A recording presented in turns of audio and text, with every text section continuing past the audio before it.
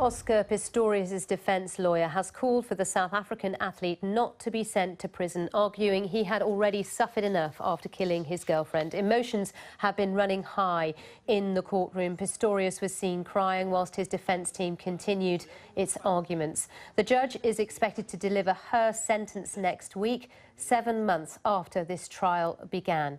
Well, my colleague Karin Janoni is in Pretoria outside the courtroom for us. Karin.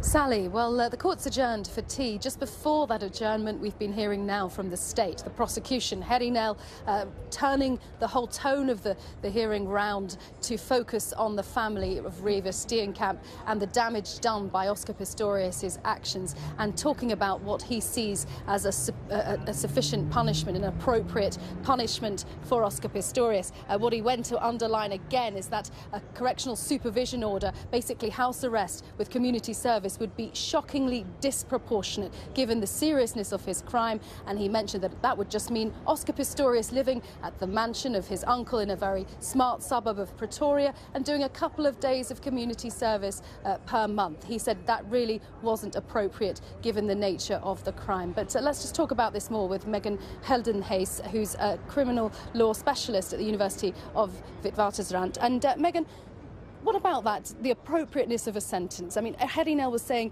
if the court doesn't give a sentence that society thinks is right, society's just going to take the law into their own hands. I think it is an important consideration in any sentencing hearing. The court really has to weigh up the interests of society and public opinion versus the interests of the accused. And the morning we saw Barry Roos spending a lot of time talking about Oscar and his personal circumstances, and that's why Harry Nel is trying to dissuade that. And I think one of the very important factors of sentencing is to look at what the public is going to view the court as serving justice. I know your organisation has spent a lot of time looking at situations in South African prisons. What have you made of what we've heard this week about whether or not jail is an appropriate place for a person with disabilities? I think that it's raised very important issues because by and large South African prisons have not had the best reputation for housing inmates. We've had a number of inmates with disabilities bring us stories about the poor conditions, the spread of TB, and the inadequacy of showers and bathing rails and even sleeping space.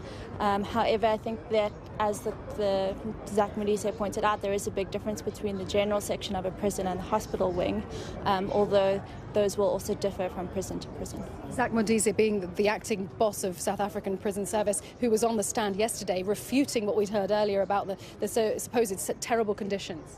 Yes, I think that it's important to note that prisons in South Africa really will differ from urban centres to rural centres, and it's difficult to paint all of them with the same brush, but by and large we have massive overcrowding. I think the DCS, the Department of Correctional Services report, indicated that our prisons are about 130% overcrowded.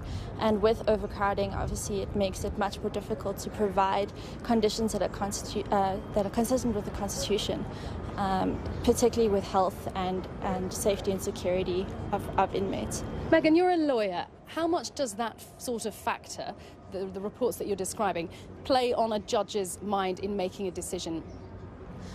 I think it is one of the things that they have to consider. The reason that correctional supervision is being pushed through the courts, as Harry Nel said, that it's trying to alleviate overcrowding within our prison system.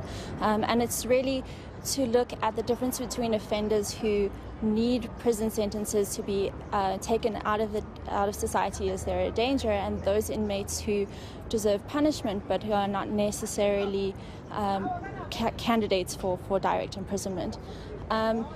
So I think it is a consideration, but it's not the be-all and end-all. Megan, thank you very much. It's Megan Geldenhuys, a lawyer at Wits University. So we're expecting, once the court reconvenes, for Harry Nel to continue with that closing argument in aggravation of sentence, and who knows then when we will actually get the sentence. There'll be an adjournment until a later date.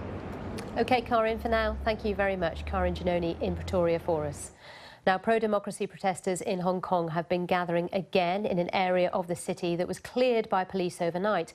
Several hundred officers swept away barriers and an encampment at the Mong Kok Junction site. Over the past few weeks, the umbrella has become the defining symbol of the demonstrators there. John Sudworth has been discovering how this everyday item has produced an art movement of its own kind.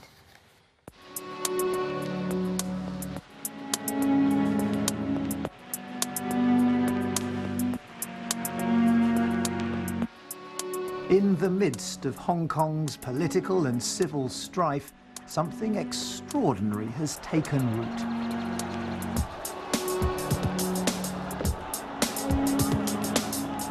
The humble umbrella, used to fend off the pepper spray and tear gas and now the defining symbol of these protests, has become the inspiration for a creative outpouring on an industrial scale.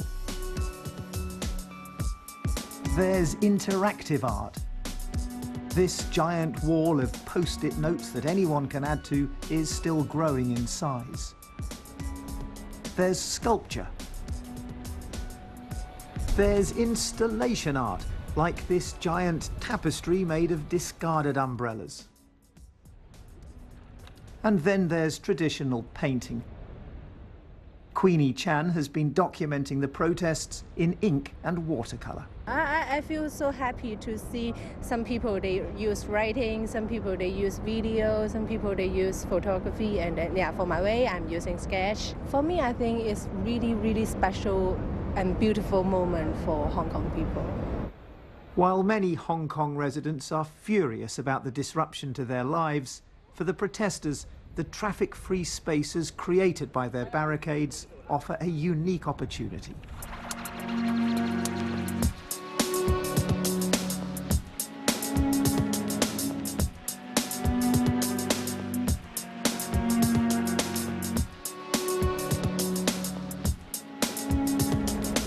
These giant yellow characters loosely translate as "come on," a sort of rousing, sporting cheer.